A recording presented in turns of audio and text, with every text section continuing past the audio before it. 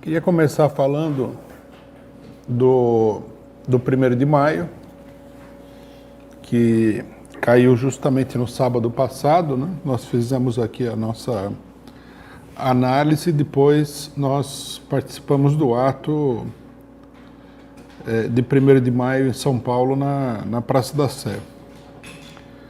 Então cabe aqui uma avaliação do que foi o 1º de maio, que teve vários aspectos diferentes que nós precisamos analisar, né? Vamos começar pelo nosso próprio ato, que nós convocamos em conjunto com outras organizações, né? De esquerda, populares, etc. e tal, e chamar a atenção, primeiramente, para o fato de que a ideia de que você não pode se mobilizar durante a pandemia é uma ideia, é uma ficção, né? É uma ficção política, e o ato mostrou muito claramente isso, né? Nós tivemos aí entre 1.500 e 2.000 pessoas participando do ato durante todo o período, né? O ato foi começou a concentração lá pelo meio-dia e foi das 14 horas até as quase 18 horas.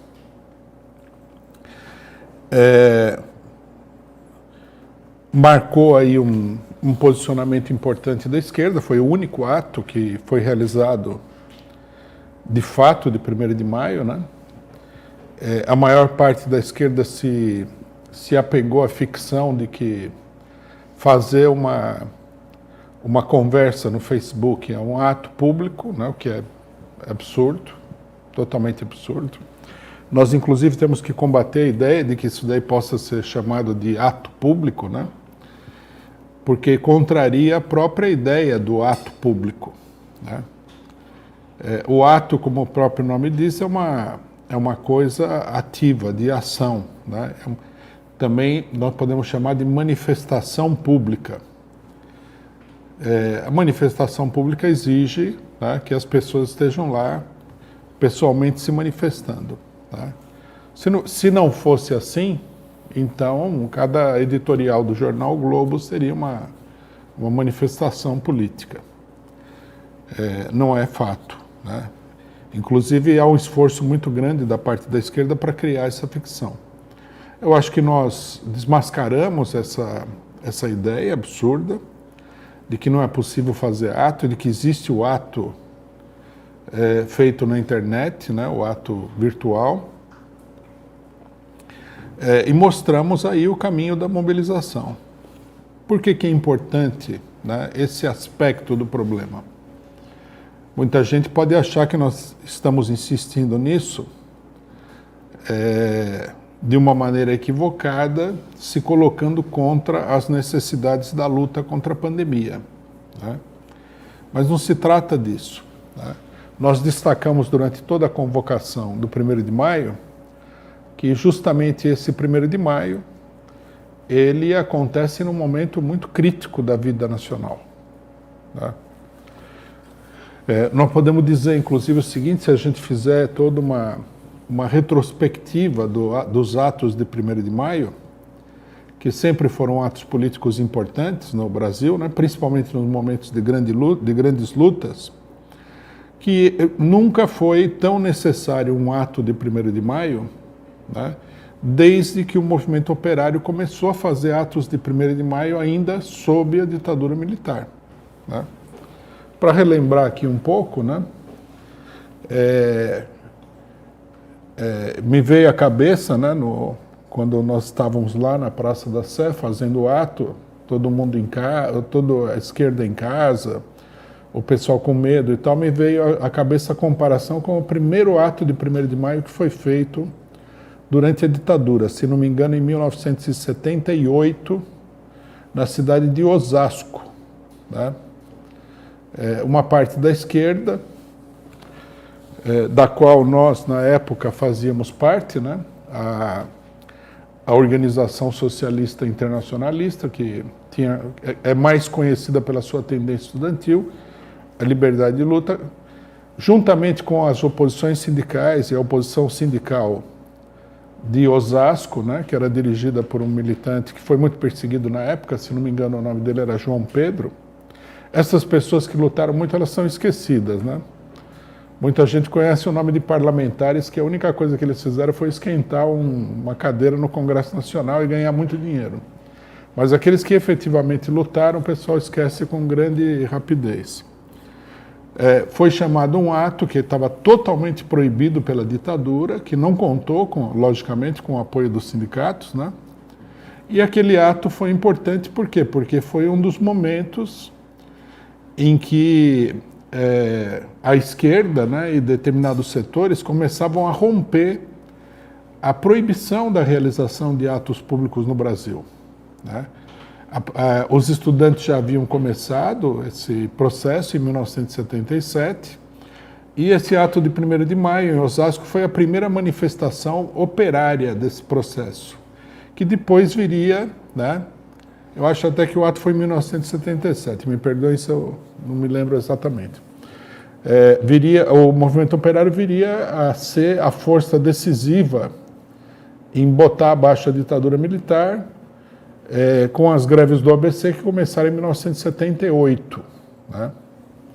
Os setores que convocaram esse primeiro ato não eram os setores ligados naquela época à direção sindical lulista de São Bernardo, pelo contrário, né? Eram as oposições sindicais que foram muito importantes na derrota da ditadura, na reorganização do movimento operário brasileiro depois da repressão da ditadura militar, né? Por que a comparação? Porque aquele ato também, né? Não é simplesmente que foi apenas uma parcela da esquerda que fez o ato. O restante da esquerda condenava o ato porque dizia que não havia condições de fazer atos sobre a ditadura. Uma coisa muito comum na esquerda pequena burguesa é que as condições para fazer alguma coisa elas são muito raras, né? Nós vamos descobrir que, em geral, a esquerda pequena burguesa descobre que as condições estão favoráveis para fazer alguma coisa quando outras pessoas já estão fazendo, né? Quando o pessoal sai na rua e começa a enfrentar a polícia, ele fala, agora as condições estão dadas para fazer isso, mas as condições, não é que as condições estão dadas, o pessoal está fazendo, né? Não é um problema de condições.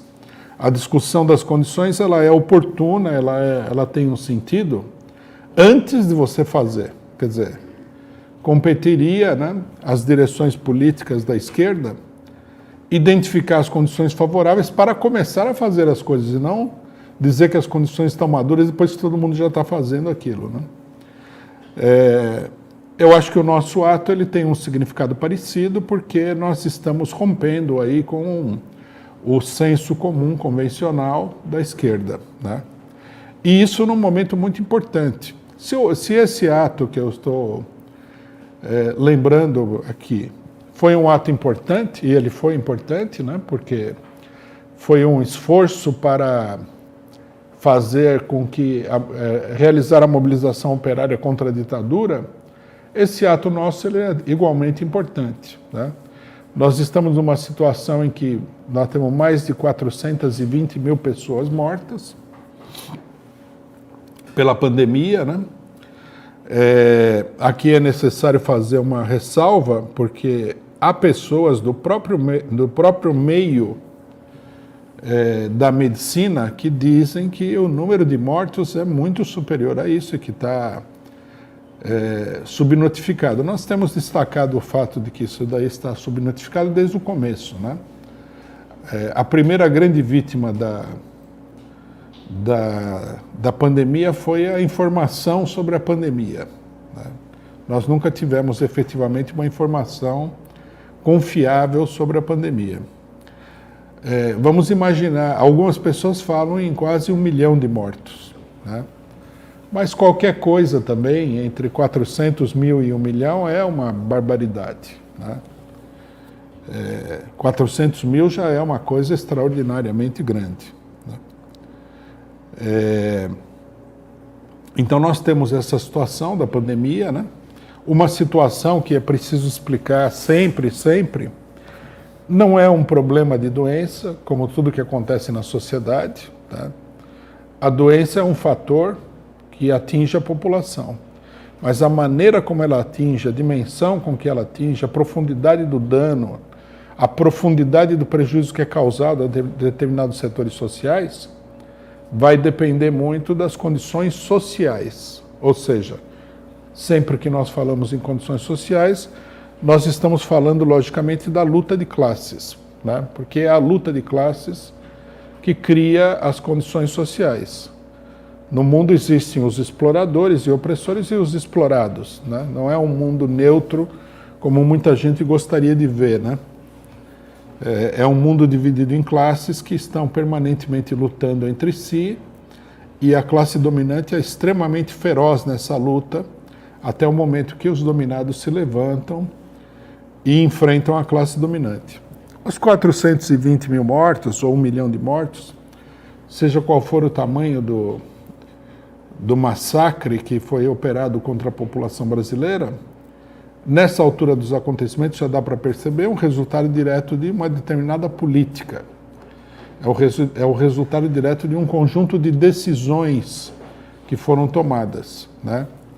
Nós denunciamos desde o primeiro momento que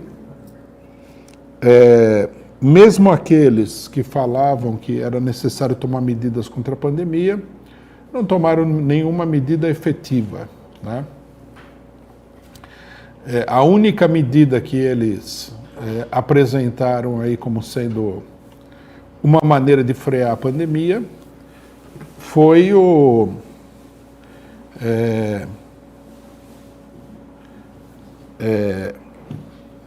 isolamento social, né? No começo da pandemia, muita gente veio falar que a solução era fique em casa. E aí uma parcela da população ficou em casa, passou-se um ano, e nós temos aí quase 500 mil de mortos. Então, logicamente, num lugar onde as pessoas fossem racionais, não fossem dominadas seja pela histeria bolsonarista, seja pela histeria dos outros, deveria todo mundo se perguntar o que aconteceu para que, né, com toda essa política de fique em casa, que foi aplicada pela maioria dos poderes públicos aí, nós tivemos 400 mil mortos, né? É mais do que evidente de que a medida era uma medida que não resolvia minimamente o problema, né? Aí alguns eternos apologistas da política da burguesia vão falar que se não tivesse ficado em casa teria morrido muito mais gente. É duvidoso esse raciocínio, né? Porque todos nós sabemos que durante todo esse período a população trabalhadora trabalhou, na sua esmagadora maioria, né?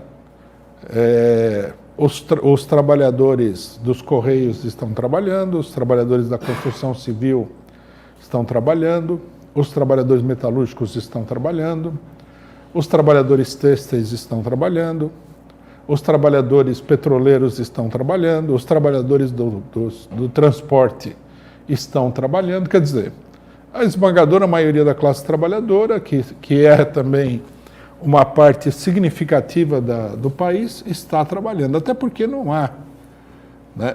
É um tanto quanto absurdo você pensar que você poderia paralisar totalmente a atividade econômica do país durante um ano. É absurdo pensar, só a ideia é absurda. Então, logicamente que nós estamos diante desse resultado por obra e graça dos poderes públicos. A maior parte das pessoas coloca essa situação como sendo de responsabilidade exclusiva do governo federal.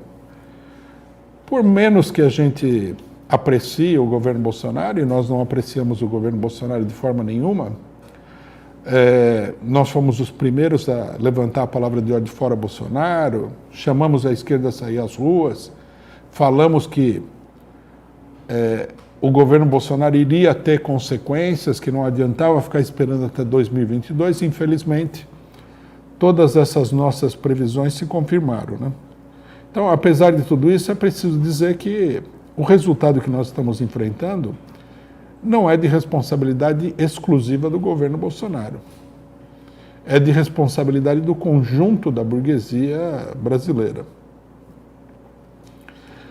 E para que nós consigamos mudar alguma coisa, seria preciso um movimento, né? Daí a importância do ato de 1º de maio.